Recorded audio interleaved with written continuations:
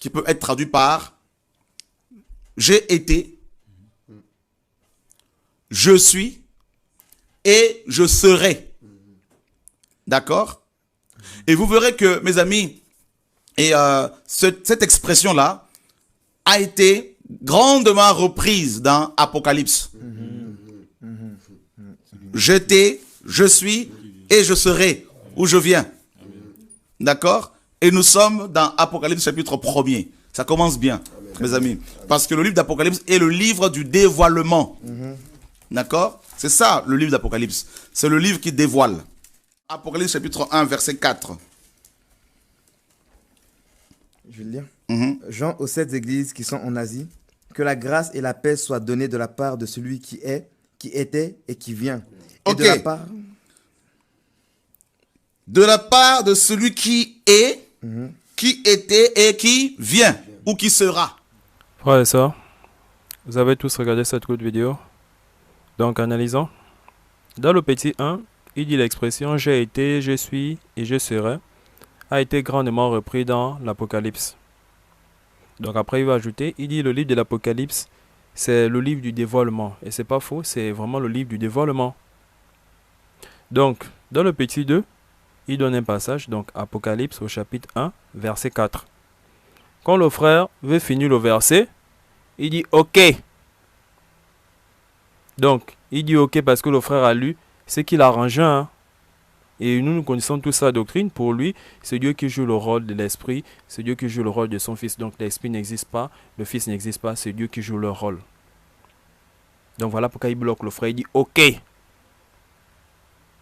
Frère, je vous exhorte encore, frères et sœurs, à lire la Bible vous-même de la Genèse à l'Apocalypse. Regardez comment il manipule nos frères. Et moi, ça me fait mal au cœur. Moi, ça me fait mal au cœur de voir mes frères se faire manipuler comme ça. Ça me fait mal au cœur. Donc, lisons d'abord son passage. Lisons le passage qu'il a donné. Vous allez voir pourquoi il a dit « Ok ». Lisons. Apocalypse chapitre 1, verset 4. Jean aux 7 églises qui sont en Asie.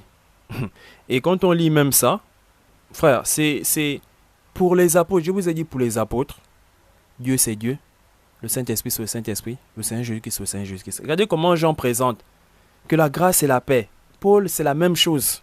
Et vous avez vu, nous avons déjà vu ça, voilà, vous avez vu ce qu'il a dit à la fin, ce que Paul dit à la fin de 2 Corinthiens.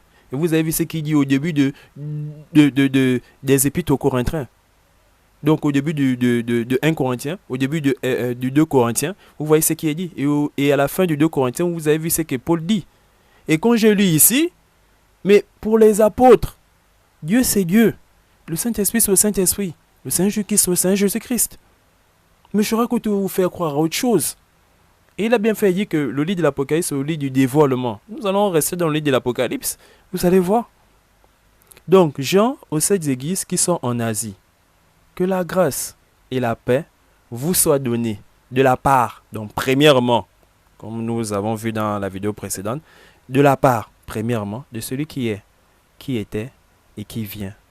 Et de la part des 7 esprits qui sont devant son trône. Donc, quand il a voulu dire et de la part des 7 esprits, il a dit ok. Ne lis pas ça. Ça là, ça ne m'arrange pas. Parce que ça ne l'arrangeait pas. Là, il bloque notre frère. Ok. Frère, regardez. Regardez. Regardez comment nos frères sont manipulés.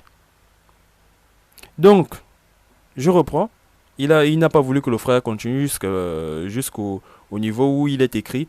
Et de la part des 7 esprits qui sont devant son trône. Vous voyez que là, il y a 2 parts. Donc, quand on a dit premièrement, de la part de celui, donc ça c'est la première part. Deuxième part, et de la part des 7 esprits. Les 7 esprits, on sait que c'est le Saint-Esprit. On est dans le lieu du dévoilement. Lui-même, il a dit, et je vous ai dit que c'est vraiment le lieu du dévoilement. Donc, vous voyez que là, il y a déjà 2 parts. Mais continuons, donc, nous allons lire ça, nous allons lire cette salutation-là en entier. Apocalypse chapitre 1, verset 4 à 6. Je reprends. Jean aux 7 églises qui sont en Asie, que la grâce et la paix vous soient données de la part, premièrement, voilà, de celui qui est, qui était et qui vient. Et de la part, donc vous voyez que là, on est là dans une deuxième part. Et de la part des 7 esprits qui sont devant son trône. Ils sont devant le trône du Père. Et continuons. et de la part de Jésus-Christ. Donc, quand je disais ça là-bas, donc Paul disait là-bas, de la part de Dieu notre Père et du Seigneur Jésus-Christ. Donc, quand j'ai ajouté là peut-être et de la part du Seigneur Jésus-Christ, je suis sûr que si un adepte de Shora Kotu regarde ça, il va dire non frère, parce qu'eux ils sont très méticuleux. Hein. Non, dans le grec, il n'y a pas l'article. Beaucoup devaient dire non frère, il ne s'est pas écrit de la part du Seigneur Jésus-Christ. Mais regardez ici, on est dans le lit du dévoilement. Ah, c'est ce que Shora Kotu vous dit. Et c'est pas faux, c'est le lit du dévoilement. Donc il y a 3 parts différentes. Il y a 3 parts différentes. La paix et la grâce, c'est pour 3 parts différentes. Cela vient du Père, du Fils et du Saint-Esprit. Ça, c'est ce que Jean nous dit. Pour les apôtres, aucun apôtre n'a cru à la doctrine de Shora. Aucun, frère. C'est là. Donc je reprends Jean aux 7 églises qui sont en Asie, que la grâce et la paix vous sont données. Premièrement, de la part de celui qui est, qui était et qui vient. Et de la part des 7 esprits qui sont devant son trône. Virgule. Et de la part, ça fait 3 parts. Et de la part de Jésus-Christ, le témoin fidèle, le premier-né des morts et le prince des rois de la terre. À celui qui nous aime, qui nous a délivrés de nos péchés par son sang et qui a fait de nous un royaume des sacrificateurs pour Dieu son Père. On est dans le lit du dévoilement. À lui soit la gloire et la puissance au siècle des siècles. Amen. Frère, on est dans le lit du dévoilement. Shora Kotu vous manipule. Lisez vous-même la Bible de la Genèse et l'Apocalypse.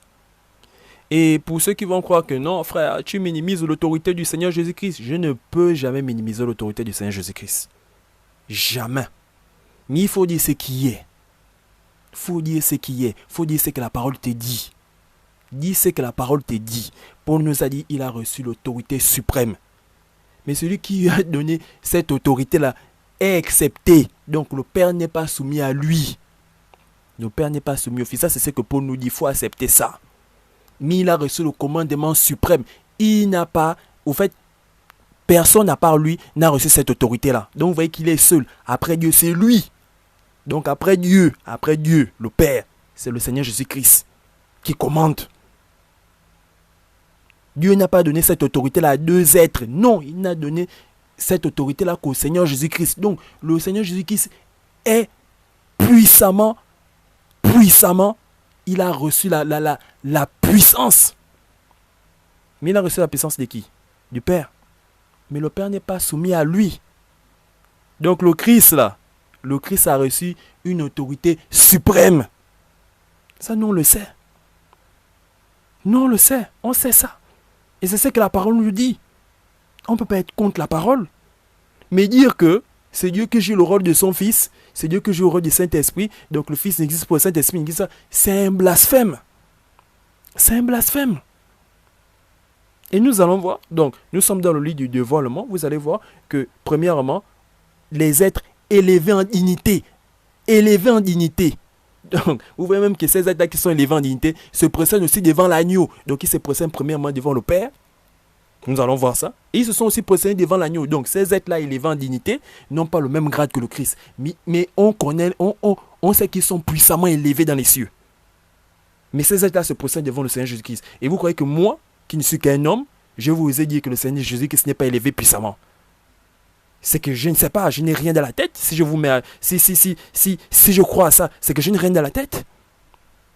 Frère, donc nous allons voir ça. On s'est procédé premièrement devant le Père. Mais après, on s'est procédé aussi devant l'agneau.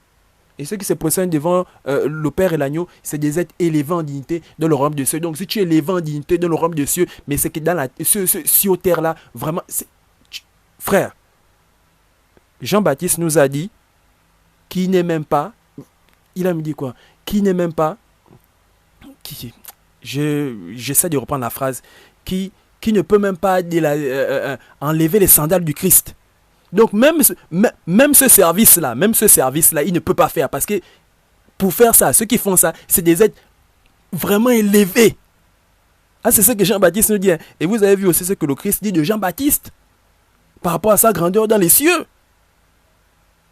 Frère, Donc, si Jean-Baptiste se met à vous dire qu'il ne peut même pas enlever les sandales du Seigneur, donc vous voyez que c'est... Mais ici, là, sur terre, quelqu'un qui vient t'enlever les chaussures, voilà, c'est un bois à rien. Moi, on te dit que le Seigneur Jésus, lui, Jean-Baptiste, n'est même pas capable. Donc, il n'est même pas de ce rang-là, de ceux qui enlèvent les sandales du Seigneur Jésus-Christ. Il n'est même pas de ce rang-là. Il est loin. Donc, même ce service-là, il ne peut pas rendre cela au Seigneur. Il est loin. Donc vous croyez que quand on parle de la grandeur du Seigneur Jésus-Christ, c'est une petite grandeur. Non. Jamais. Donc moi je tenais à vous dire ça.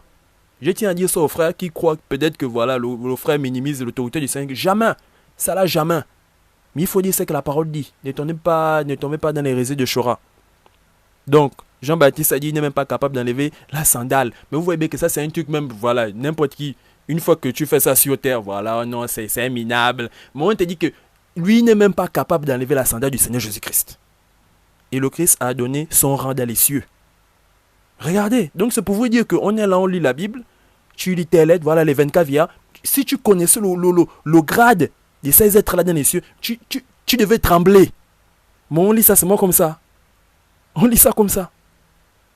Frère, donc continuons. Nous allons lire, premièrement, les êtres se sont procédés devant le Père. Et après, ils se sont procédés devant l'agneau. Et Paul nous a dit, il a reçu l'autorité du Père. Seul le Père est accepté. Donc, il a reçu l'autorité suprême. Mais seul le Père n'est pas soumis. Tous les autres là sont soumis. Tous sont soumis, à part le Père. Ça, c'est ce que la parole nous dit. Frères, lisons. Apocalypse chapitre 4, au verset 9 à 11. Quand les êtres vivants rendent gloire et honneur et action de grâce à celui qui est assis sur le trône, à celui qui vit au siècle des siècles, il s'agit du Père, les 24 vieillards se prosternent devant celui qui est assis sur le trône, et ils adorent celui qui vit au siècle des siècles, et ils jettent leur couronne devant le trône en disant, « Tu es digne, notre Seigneur et notre Dieu, de recevoir la gloire et l'honneur et la puissance, car tu as créé toutes choses, et c'est par ta volonté qu'elles existent et qu'elles ont été créées. » Non, on se prosterne premièrement devant le Père. Et ceux qui se prosternent devant le Père, ce n'est pas des êtres, c'est des êtres élevés en dignité. Si ces êtres-là sont élevés en dignité de l'Europe de Dieu, mais sur vos terres-là, je ne sais pas. Là, frère, que Dieu nous ouvre les yeux. Parce qu'on parle des choses, on est là, on parle, voilà, le Seigneur est puissant, le Seigneur est puissant. Si tu pouvais même mesurer la puissance du Seigneur, mais je ne sais pas. Il a reçu l'autorité suprême, mais Dieu n'est pas soumis à son autorité, parce que c'est l'autorité la vient de Dieu. C'est ce que Paul nous dit. Voilà, donc on s'est procédé devant le Père. Lisons maintenant la suite, on va se procéder devant l'agneau. Apocalypse chapitre 5, verset 1 à 2. Puis je vis, dans la main droite de celui qui était assis sur le trône, un livre écrit en dedans et en dehors, scellé de 7 sceaux. Celui qui est assis sur le trône là, c'est le Père. Je sais que Chora va vous embrouiller avec des philosophies. Non, le Père va écraser l'agneau parce que pour lui, dans sa tête, le trône ne signifie que le siège sur lequel s'assoit un roi ou un souverain. Mais il faut savoir que le trône signifie aussi l'espace réservé au roi et à ses souverains. Donc, sur cet espace-là, il peut y avoir plusieurs trônes. Ça, il faut savoir ça. Et ce n'est pas moi qui ai inventé ce mot trône-là. Le dictionnaire existe pour ça. Donc, on ne parle pas de trône. Il faut apprendre à faire la part. Quand on dit trône, là, il s'agit du siège. Mais là, quand on dit trône, là, il s'agit de l'espace réservé au roi et à ses souverains. Il faut faire la part de ça. Donc, je sais que Chora a l'habitude de vous embrouiller comme ça. Puis je vis dans la main droite de celui qui était assis sur le trône un livre écrit en dedans et en dehors, scellé de 7 sceaux. Qui a scellé ce livre-là de 7 sceaux? Frère, continuons. Et je vis un ange puissant. Donc on vous dit même, il y a des anges puissants. Donc si on vous donne le niveau de puissance de tous les êtres qui sont dessus, beaucoup vont trembler. Beaucoup. Et on a des passages comme ça, vous avez vu Daniel. Frère, on est seulement là, on lit, mais on n'imagine pas le degré de puissance. On n'imagine pas ça. On est seulement là, on lit. Donc c'est pour vous dire que moi je minimise pas l'autorité du Seigneur Jésus-Christ. Il a reçu la puissance. Donc après Dieu, c'est lui. Donc imaginez. Donc, et je vis un ange puissant qui criait d'une voix forte, qui est digne d'ouvrir le livre et d'en rompre les sceaux. Qui a d'abord mis les sceaux sur ce livre-là? Frère, continuons. Apocalypse chapitre 5, verset 6 à 8. Et je vis au milieu du trône. Donc, il s'agit de quel trône? Au milieu du trône, je vous ai dit le trône premièrement, le siège sur lequel s'assoit un roi ou un souverain. Et deuxièmement, il signifie l'espace réservé au roi et à ses souverains. Donc, sur cet espace-là, il peut y avoir plusieurs trônes. Donc, je continue. Et je vis au milieu du trône et des 4 êtres vivants et au milieu des vieillards. Donc, il faut aussi bien lire tout le truc pour comprendre. Voilà, on vous dit les vieillards sont là autour, les 4 êtres sont ici. Il faut bien essayer de situer ça. Il faut lire toute l'Apocalypse. Et je vis au milieu du trône et des 4 êtres vivants et au milieu des vieillards un agneau qui était là comme immolé. Point. Le trône est gigantesque. Il faut savoir ça. Donc même lisez vous-même, vous allez vous rendre compte. Donc ce n'est pas un petit trône rikiki. Il avait 7 cornes et 7 yeux, qui sont les 7 esprits de Dieu envoyés par toute la terre. Et on a parlé des 7 esprits. Donc Jean a dit de la part de celui qui est, qui était, qui vient, et de la part des 7 esprits, et de la part du Seigneur Jésus-Christ. Il y a 3 parts, il s'agit du Saint-Esprit.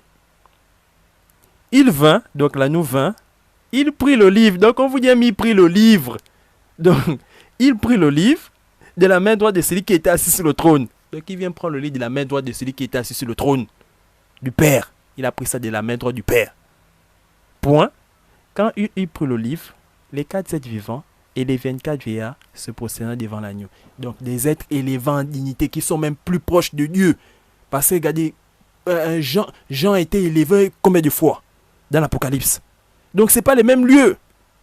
Ce n'est pas les mêmes lieux. Mais des êtres qui sont plus proches du Père. Ce n'est pas des petits dans le royaume de Dieu. Le royaume de Dieu, ce n'est pas un petit royaume, je ne sais pas. La terre est petite. Notre terre là est petite. Donc vous voyez que quand on réalise tout ça, mais le Christ est puissamment élevé. Regardez les êtres comme ça qui se prosternent devant le Père. Les mêmes êtres aussi se prosternent devant le Fils. Mais le Père ne s'est jamais prosterné devant le Fils. Paul nous a dit, le Père est accepté. Donc moi c'est la parole, je me focalise sur la parole. Et je ne minimise pas l'autorité du Seigneur Jésus-Christ. Je ne le fais pas. Mais je dis ce qui est. Quand il eut pris le livre, les 4 êtres vivants et les 24 vieillards se prosternèrent devant l'agneau, tenant chacun une harpe et des coupes d'or remplies de parfums, qui sont les prières des saints. Donc on s'est premièrement prosterné devant le Père. Après on se prosterne aussi devant l'agneau. Donc ces êtres puissants-là se prosternent devant l'agneau. Moi je ne veux pas me prosterner devant l'agneau, je ne veux pas l'adorer. C'est une folie, ça n'a aucun... Mais c'est une folie. Je vais adorer le Seigneur Jésus-Christ parce que je vois que même les êtres élevés en dignité se prosternent devant lui. Je vais l'adorer. Je vais l'adorer. Et ces êtres-là sont très intelligents, sont plus intelligents que nous tous. Donc si ils adorent le Seigneur Jésus-Christ, moi je ne vais pas l'adorer.